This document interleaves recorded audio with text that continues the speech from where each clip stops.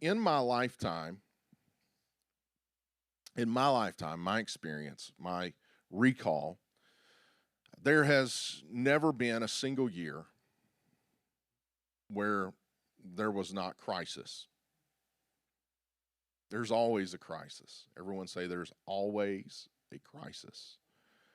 Now, some crises are way worse than others.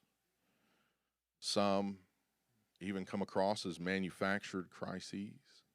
But there's always been a crisis.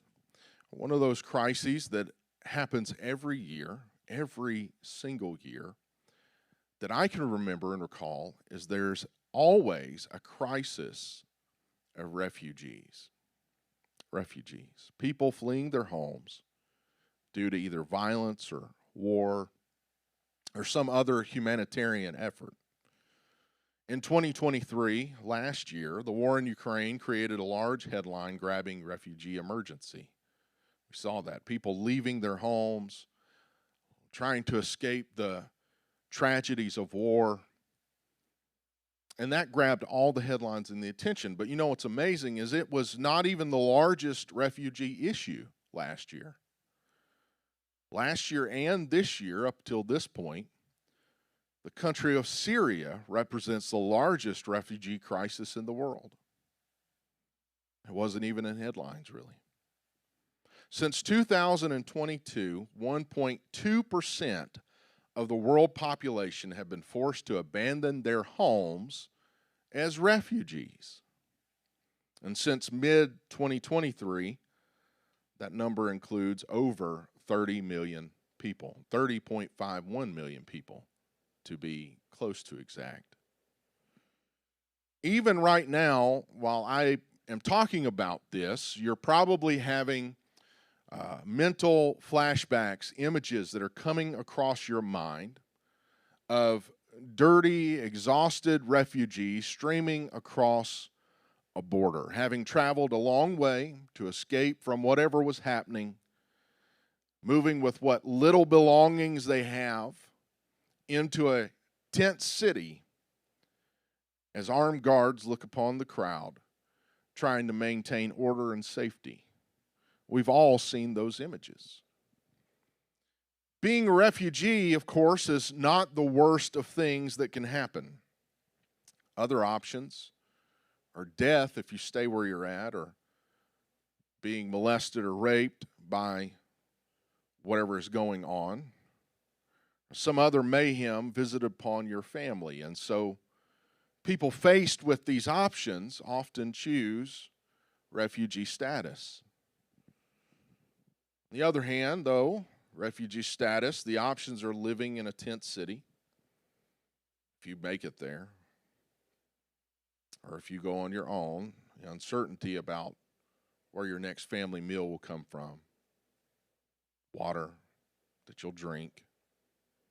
If you make it into the tent city, it's being in another country, but not necessarily being part of that country. It's being surrounded by barbed wire. It's having the lowest standard of living. It's survival living. Survival living. A refuge for the refugee. The refugee seeking out refuge. They find themselves in a city, but it's not their city. And it's really not a city. And it's a safe place. They can live. They're really not free to live. In a sense, they are alive, but not really free. They're alive, but they're surrounded by all of the things we would recognize as captivity. They're alive, but if they go back from where they came, because the country won't allow them to go forward, that they're now in, if they go back to where they came from, there's death and destruction and sorrow. And so they find themselves in a place where they are alive, but not really free. The idea of being a refugee is not new. God recognized that in the unfairness of life, there would be people who would need a refuge. They would need a shelter. So God, in His wisdom, gave cities of refuge, specific cities that a person could find refuge from another person seeking justice. The law was specific that a manslayer, person who was responsible for manslaughter, could seek refuge. Person responsible for killing another person by accident could seek refuge. These situations today, we call them voluntary or involuntary manslaughter, meaning there's no premeditation about what happens. It's either by accident or by unexpected consequences of actions. Certain situations like this, you feel threatened and use more force than necessary to protect yourself. Killing the person you felt threatened by could result in manslaughter. Probably more pertinent to us, and hopefully this never happened to anyone. I don't believe it has. Your phone chimes with the text while you're driving, and you look away from the road to respond. And in a split second, you strike a pedestrian, killing them instantly. Guilty of manslaughter. And in our law, you can be charged by any of those things, similar situations. I just gave you two, but we have laws that would prosecute you and bring a sense of justice to the situation, for the family of the one slain, and for the one responsible. In biblical time, that justice, though, was not held by courts or a legal system. It was instead held in the hands of the closest kin to the one who was deceased. God gave them the right to take your life as an avenger, not the comic book Avengers, but as one who seeks justice in a situation that seems to lack justice. But while God gave that right to the person who had lost something, at the same time, God provided for the protection of the person who may have been at fault.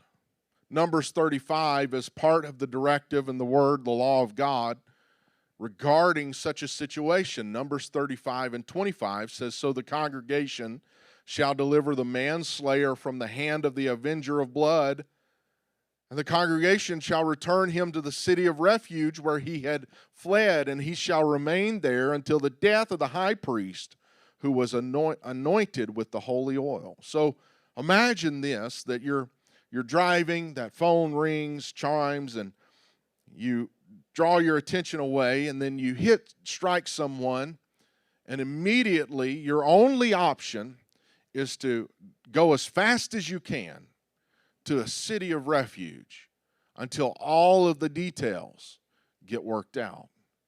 And then once the story is heard, well, this is what happened. They didn't mean to kill them. It just was an accident, a terrible accident. They were guilty of manslaughter. Then you'd be returned to that city of refuge to stay there, so that the one who had the right to kill you could not exercise that right. So the refugee's right to shelter was protected, and the person who was offended or held the guilty in their hands, they had the right to kill them, but the congregation had the responsibility of securing their return to a city of refuge.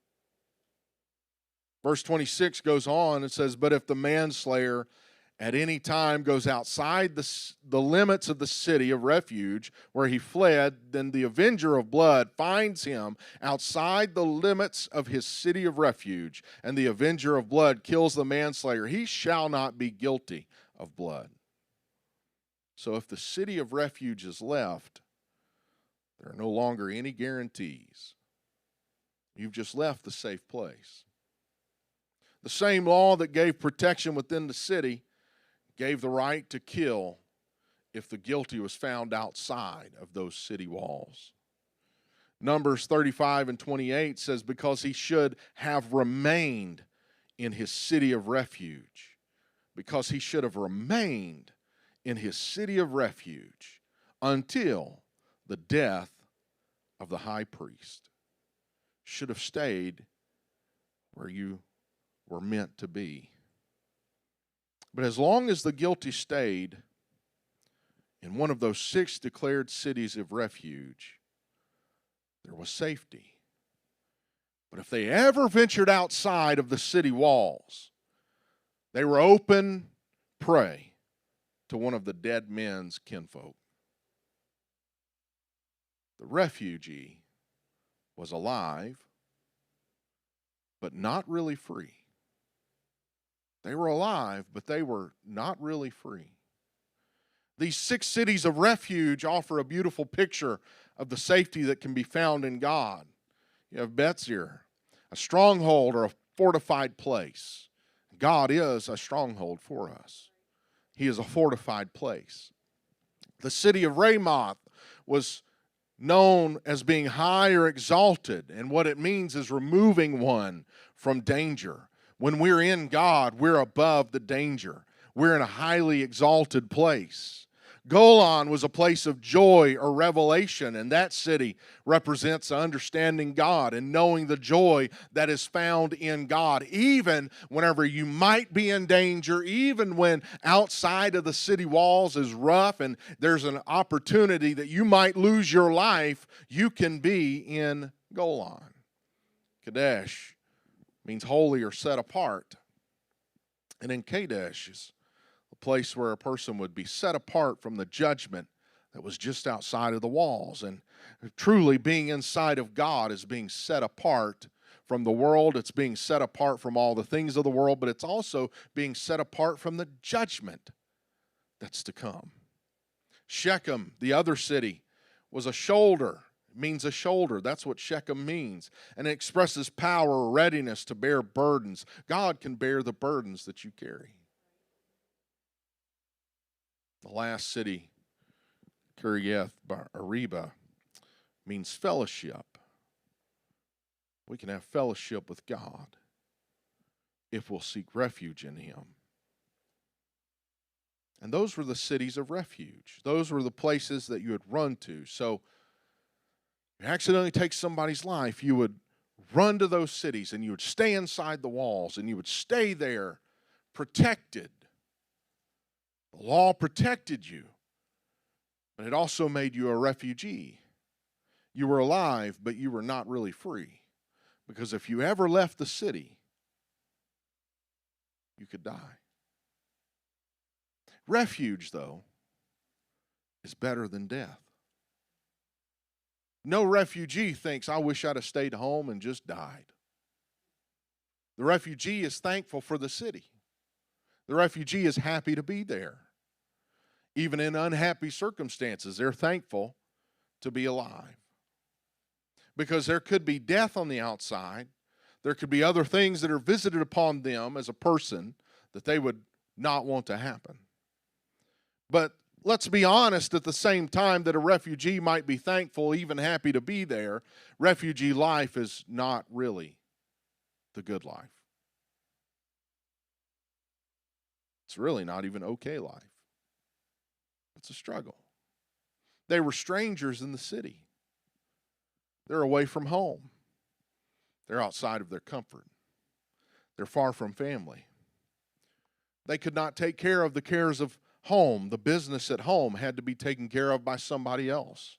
Many of them would lose and leave and abandon properties because they could not tend their gardens. They couldn't gather the harvest. They couldn't do anything that normal life would consist of. They had to stay inside the city of refuge. Most probably moved their entire families. So far from the comfort of a lifelong neighbor or friend or extended family, they would relocate their whole family to the protection of this city, to find themselves imprisoned by unhappy circumstances, limited by a mistake, limited by their sin, still alive, but not really free. You think about life and how life is, the constant reminder was always with them of what had happened. Your children being upset, being teased at school, and not making friends, and you try to comfort them. And at some point in the conversation, we wouldn't be here if you had or if you hadn't. Because you're alive, but you're not really free. Hard times hit, there's no close family to assist, and your spouse can't help but saying, you know, if we still lived in, my sister could come over and help, and we'd get a little break. Alive, but not really free. Or the day you're in the grocery store and you look across the aisle and you see the one who moved to the same city, just waiting for the opportunity to get justice and murder you as soon as you go outside the city walls, and it would be okay. They wouldn't be guilty of anything. Alive, but not really free.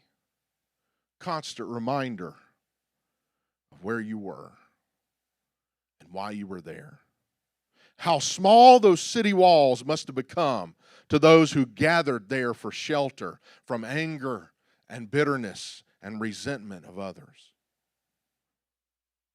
Look back at verses 25 and 28. Verse 25 says, so the congregation shall deliver the manslayer from the hand of the avenger of blood. The congregation will return him to the city of refuge where he had fled, and he shall remain there until the death of the high priest who was anointed with the holy oil.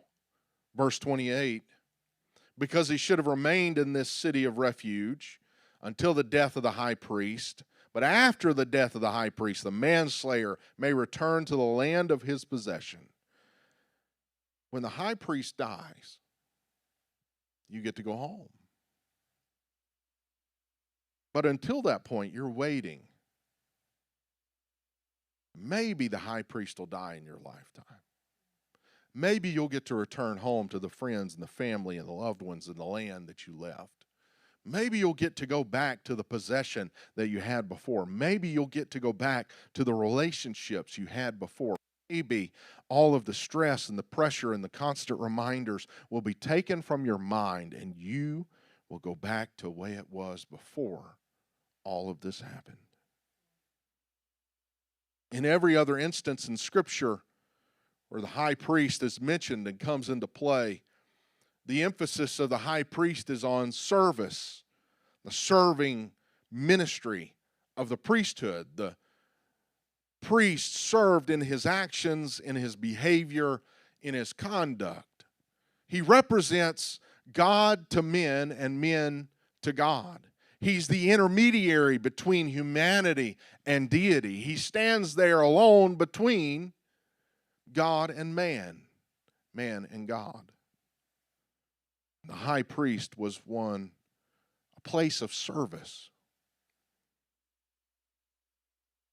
The blood he washes from his hand, from ritual sacrifice, it was service.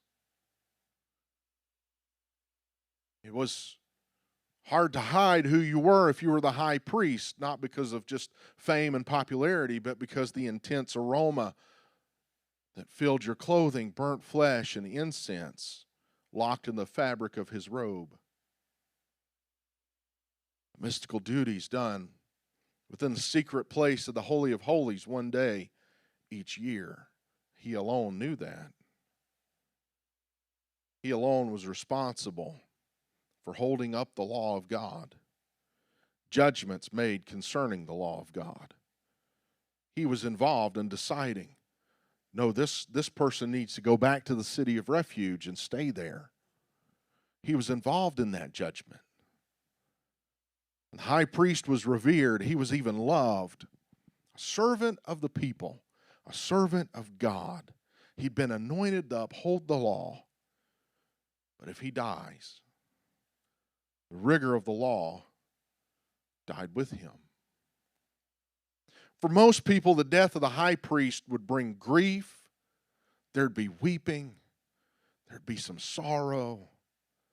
There'd be loss. Because for most people, they would look, the high priest was the one who was there when their child died. And he was with the family. The high priest was the one who was there to console them in life's tragedies and to celebrate with them in life's triumphs. The high priest was the one who was intimately infused into their life. He was the one that met them when they brought a sacrifice to the Lord and would turn it over to him, and he would take it and present it to the Lord, the intermediary between them and God. And so the high priest dying, it was a sorrowful time. But at the same time that some mourn the death of a high priest, for others, it brought satisfaction to the law for their lives. As long as the high priest lived, he upheld the law that said the kinsman had a right to destroy outside the refuge.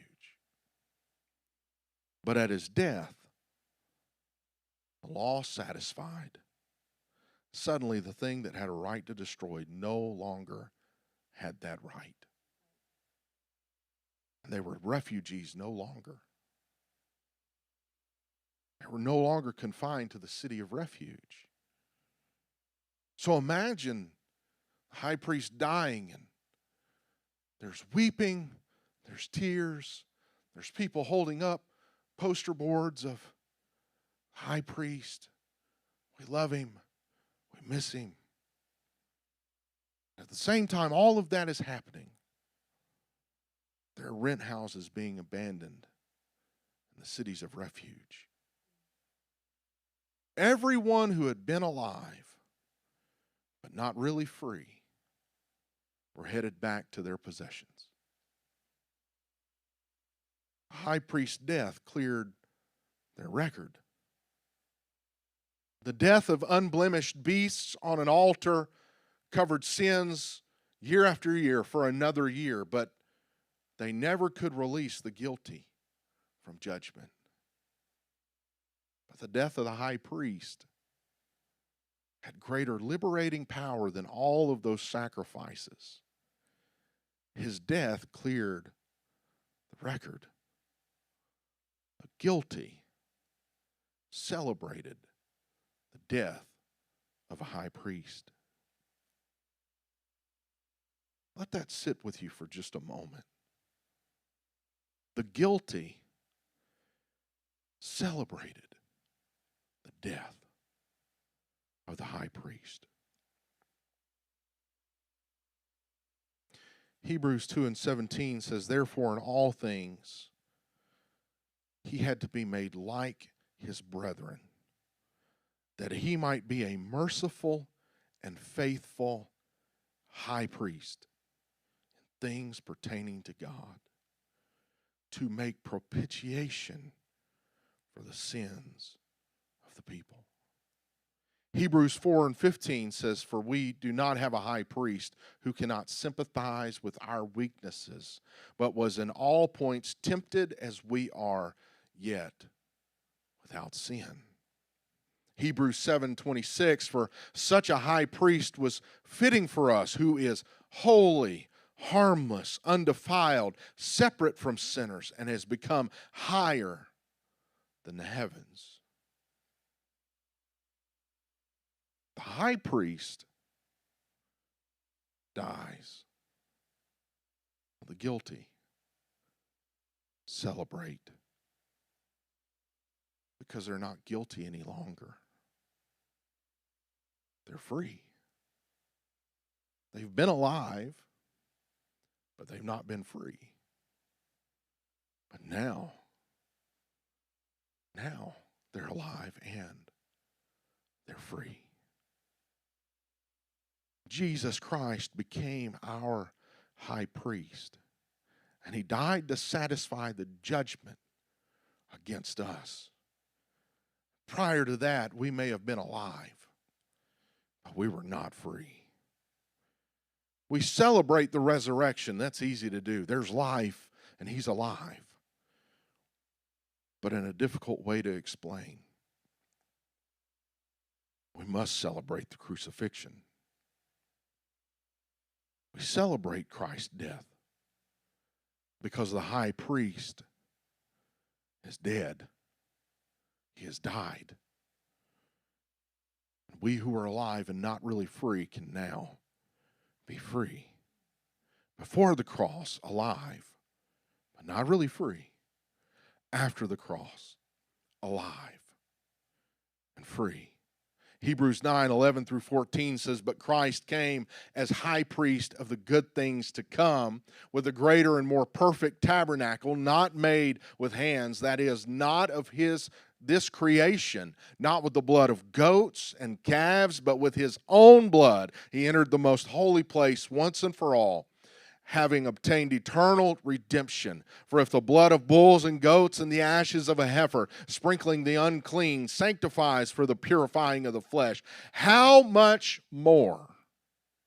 How much more? How much more shall the blood of Christ, who through the eternal Spirit offered himself without spot to God, cleansing your conscience from dead works to serve the living God, how much more? So the walls of shame and guilt no longer hold their power. And the one outside the walls who seeks to destroy, cast judgment, no longer holds power. Hebrews 9:25 through 28. Not that he should offer himself often, as the high priest enters the most holy place every year with blood of another. He doesn't have to do that. He then would have had to suffer often since the foundation of the world. But now, once at the end of the ages, he has appeared to put away sin by the sacrifice of himself. And as it is appointed for men to die once, but after this the judgment, so Christ was offered once to bear the sins of many. To those who eagerly wait for him, he will appear a second time apart from sin for salvation. The law always provided refuge. But the problem was no one could ever stay inside the city walls of the law. You are not able. It's not possible. We always lived as refugees, hiding from the judgment that waited just outside of the law. Maybe some hearing this sermon today, you come to the realization you're alive, but you're not really free because you feel judgment is waiting. But Christ's death, one death, offers liberty from the penalty of sin. No longer do we have to stay locked up in guilt and condemnation and shame. There is now, therefore, no condemnation in Christ. Hey, the high priest is dead. You can return to humanity's original possession, relationship with God. You can return to what all the enemy has taken from you and deprived you of. You can go back and take hold on the things that God intended for you to hold on to. But too many people who have knowledge of God live as refugees, looking over their shoulder Where's the adversary? Where's the destroyer? Where's judgment coming for me from? When the power to destroy has been taken away, the right to destroy has been taken away. Romans 5:6-11 says, "For when we were still without strength, in due time Christ died for the ungodly. For scarcely for a righteous man will one die, yet perhaps for a good man someone would even dare to die. But God demonstrates his own love toward us, in that while we were sinners, Christ died for us."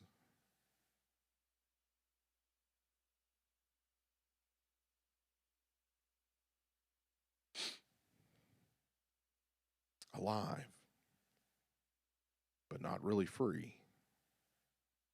That was the life of the refugee.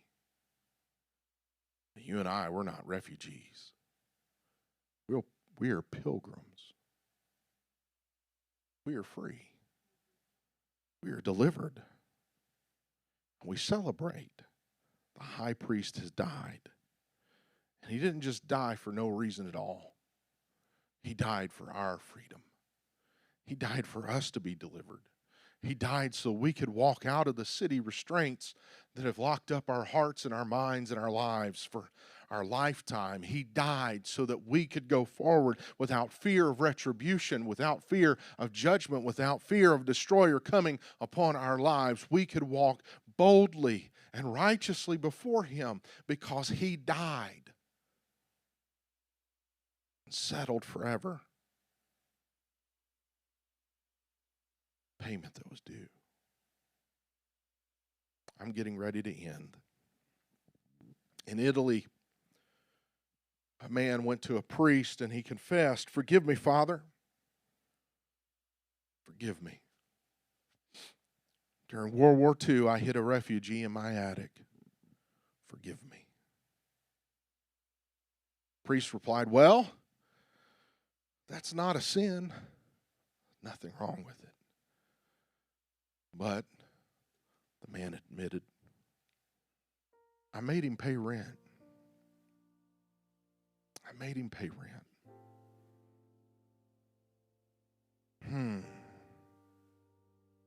That wasn't very nice, the priest said. But put yourself at risk. I'm sure the Lord will forgive you. The relief, he sighed. "Oh, thank you, Father. Thank you. But I have one more question." "What is that, my child?" "Do you think I should tell him the war is over?"